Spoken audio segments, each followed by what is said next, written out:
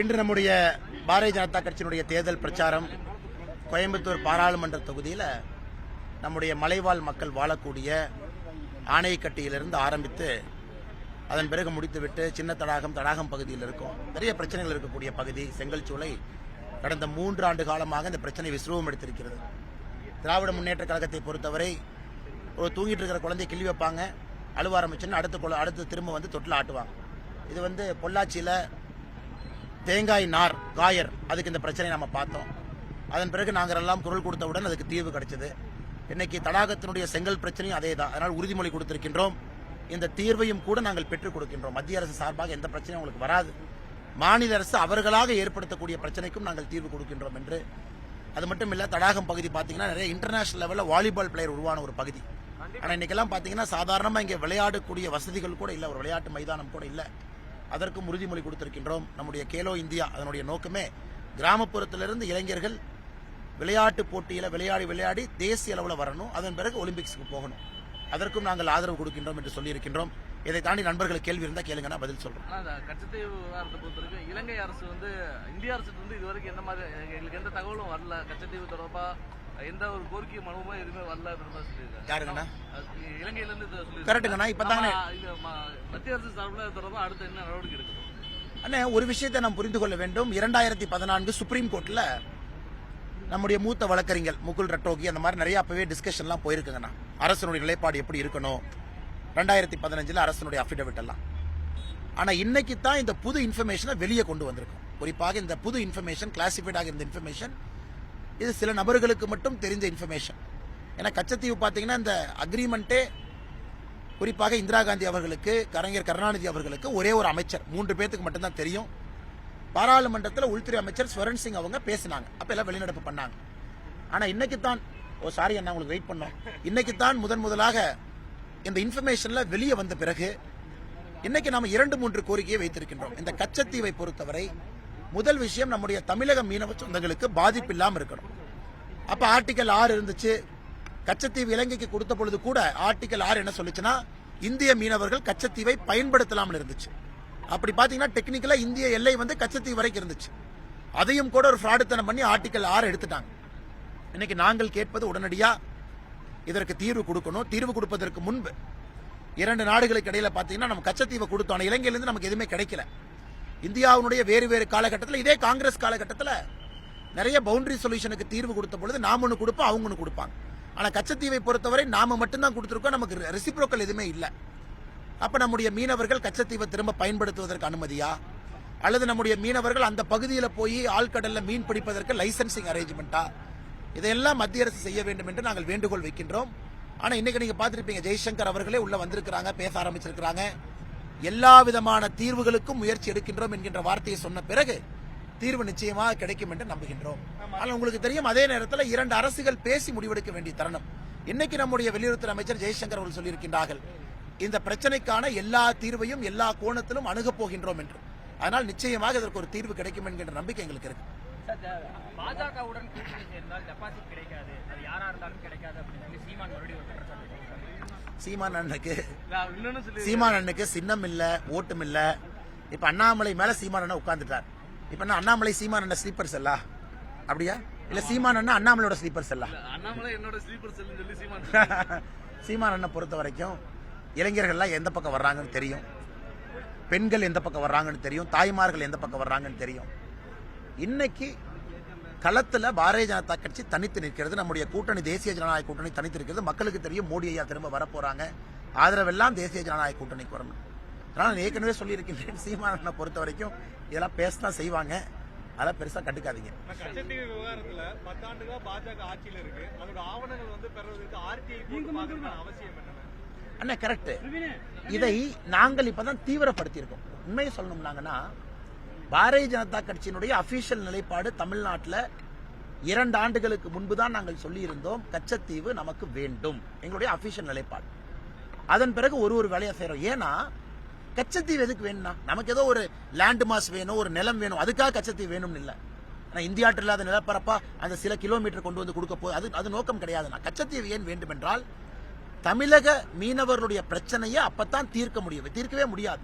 இலங்கைக்கு 3 முறை நான் சென்றிருக்கின்றேன். தனிப்பட்ட முறையில் இலங்கையில் இருக்கக்கூடிய உயரதிகாரிகளை சந்தித்து பேசியிருக்கின்றேன். தனிப்பட்ட முறையில் இலங்கையில் இருக்கக்கூடிய ஆளும் கட்சி எதிர்க்கட்சி நண்பர்களை சந்தித்து பேசியிருக்கேன். இதெல்லாம் இந்த 3 ஆண்டு பயணத்தில். அதன் பிறகு ஒரு முடிவுக்கு நாங்கள் வந்திருக்கின்றோம். இதற்கு தீர்வு ஒருவேளை இலங்கை அரசு பேசி ஒரு 10,000 பேருக்கு தினமும் ஃபிஷிங் லைசன்ஸ் வாங்குவோமா, ஆப்ஷன் 1.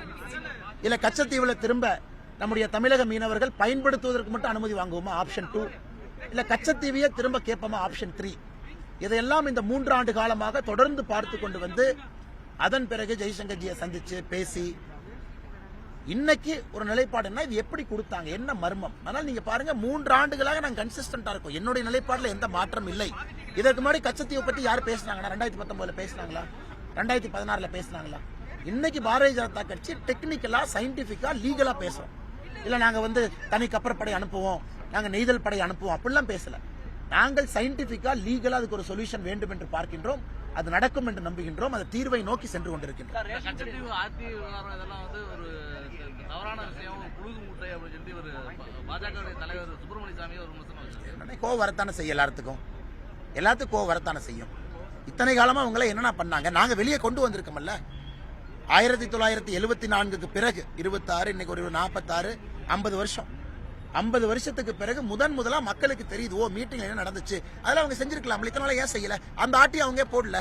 அதே கேள்வி நான் கேட்கிறேன். அரசியல் கட்சிகள் பேசுறாங்கல்ல, ஒரு தனி மனிதனாக ஒரு இந்திய குடிமகனுக்கு இருக்கக்கூடிய அதிகாரத்தை அவங்க ஏன் பயன்படுத்தல? அது எக்ஸாக்டா கேட்கணும். ஆர்டிஐல என்ன இன்ஃபர்மேஷன் நீங்க கேட்கணும். 1968 இன்னொன்னு ஆர்டிஐல கேட்டிருக்காங்க, அது கொடுப்பாங்கன்னு நம்புறோம்.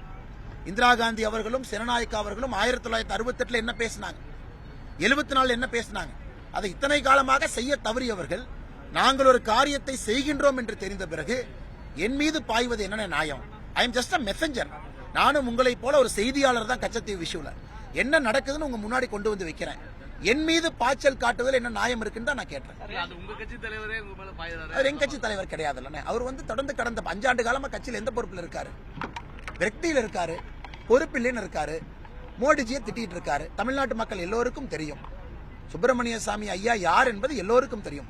வயதுக்காக மரியாதை கொடுத்து திரும்ப பேசாமல் இருக்கின்றேன். காரணம், நம்முடைய சமுதாயத்தில் பெரியவங்கள் தவறு செய்தாலும் கூட அதை நாம் கண்டுகொள்ளாமல் செல்வதுதான் நலம் என்பது நான் விரும்புகிறேன். 10 கிலோ அரிசி கம்மி பண்ணியிருக்காங்க. 20 கிலோ கொடுக்கறவங்களுக்கு 10 கிலோவும் 35 கிலோ கொடுக்கறவங்களுக்கு 10 கிலோ, சராசரியா 10 கிலோ கம்மி பண்ணியிருக்காங்க. நாம குறைக்கலீங்கன்னா, நம்முடைய ஆஃப் டேக் வேல்யூ நம்ம குறைக்கல. ஆனா நம்ம பொறுத்த வரைக்கும் அந்தோதியா யோஜனா குறிப்பாக ஏழைகளும் ஏழை 35 கிலோ தான் இருக்கு. நாம குறைக்கலாம்.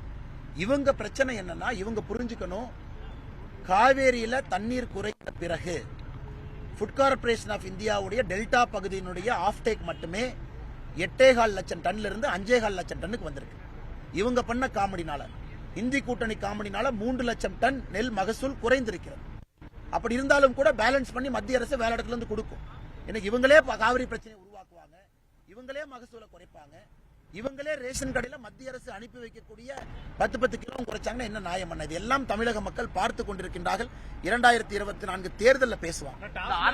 டாஸ்மாக் அகற்றணும்னு சொல்லியிருக்கீங்க முக்கியமா தமிழ்நாட்டில். அதே சமயம் கள்ளுக்கடை திறப்பது குடிப்பதை அவங்களுக்கு அனுமதி கொடுக்குற ஐயா, அது ஒரு ஜனநாயகங்கண்ணா. யாரையும் குடிக்காதீங்கன்னு நம்ம சொல்ல முடியாதுங்கண்ணா. அண்ணா இல்லைங்கண்ணா, கள்ளுக்கடை திறக்க வேண்டும் என்று 317 பக்க வெள்ளை அறிக்கையை ஆளுநர்கிட்ட கொடுத்து 1.5 வருஷம் ஆகுது. அதனுடைய காப்பி பிஜேபி வெப்சைட்ல இருக்கு. கள்ளுக்கடைகளை திறப்போம் என்பதை உறக்கமா சொல்லிக்கிட்டு இருக்கேன். என்னைக்கு மக்களை குடிக்காதீங்கன்னு சொல்ல போறது இல்லைங்கண்ணா. டாஸ்மார்க்க மூடணும், அதில் மிக மிக தெளிவாக இருக்கின்றோம். கள்ளுக்கடைகளை திறப்போம் என்பதிலும் தெளிவாக இருக்கின்றோம். ஒரு ஜனநாயக நாட்டில் மக்களுடைய கையை காலை போட்டு குடிக்காதீங்கன்னு எப்படி சொல்ல முடியும்? டாஸ்மார்க் கேடு. காரணம், அதில் வரக்கூடிய பணம் ஒரு கட்சி சார்ந்து, அரசியல்வாதிகள் சார்ந்து போகுது. அதில் வரக்கூடிய சாராயத்தை குடிச்சீங்கன்னா ஹாஸ்பிட்டலில் தான் அட்மிட் ஆகணும், குடல் வெந்து. அதனால் நாங்கள் சொல்வது கள்ளுக்கடைகளை திறக்கிறோம், விவசாயிகளுக்கு அதன் மூலமாக பலன் இருக்க வேண்டும் என்பதில் கன்சிஸ்டண்டா இருக்கும்னா, நண்பர்களுக்கு என்னுடைய அறிவுரை கூட, பிஜேபி வெப்சைட்ல போய் டாஸ்மார்க் வெள்ளை அறிக்கை அல்ல கள்ளுக்கடை திறப்பை பத்தி நாங்க தெளிவா சொல்லியிருக்கோம். இந்த ஆர்டிஐ அறிக்கையில கொடுக்கப்பட்ட பெயர்கள் அந்த மாதிரி அதிகாரிகளே இல்ல அப்படின்ற மாதிரியான ஒரு யார் சொன்னாங்க? இல்ல ஒரு நிமிஷம் அண்ணா, ஒரு நிமிஷம் அண்ணா, ஒரு நிமிஷம் அண்ணா, ஐயா ஒரு நிமிஷங்கண்ணா. இப்ப ஆர்டிஐல அபிஷியலா நான் கொடுத்து வாங்கியிருக்கேன், எம்இஏல கொடுத்து. அதனால இதை பச்சை பைன்னு சொல்றவங்களை எங்கிட்ட டிபேட்டுக்கு வர சொல்லணும். ஏன்னா இதுல யாருன்னா சம்பந்தப்பட்ட மனிதன் நான், தனிநபர், ஒரு இந்திய குடிமகன். நான் கொடுத்து நான் வாங்கியிருக்கேன். சம்பந்தப்பட்டவர்கள் எங்கிட்ட பேசிட்டோம், இல்லவே இல்லை. எப்படி இந்த டாக்குமெண்ட்டை நாங்களே உட்காந்து டைப் அடிச்சு உருவாக்கணுமா? கிளாசிஃபைடு டாக்குமெண்ட்டை ஆர்டிஐ மூலமாக ஒரிஜினல் டாக்குமெண்ட் நேற்று கூட உங்களுக்கு காமிச்சேன். எந்த அதிகாரி கையெழுத்து போட்டாங்க, எந்த செக்ஷன்ல போட்டாங்க, எந்த சீஃப் செக்ரட்டரி வந்து பேசினாங்க, ஃபைல் நோட்டிங் யாரு போட்டாங்க, இதை எப்படி மறுக்கிறாங்க? இன்னைக்கு திமுகவுடைய பதில் தான் ரொம்ப வேடிக்கையா இருக்கு.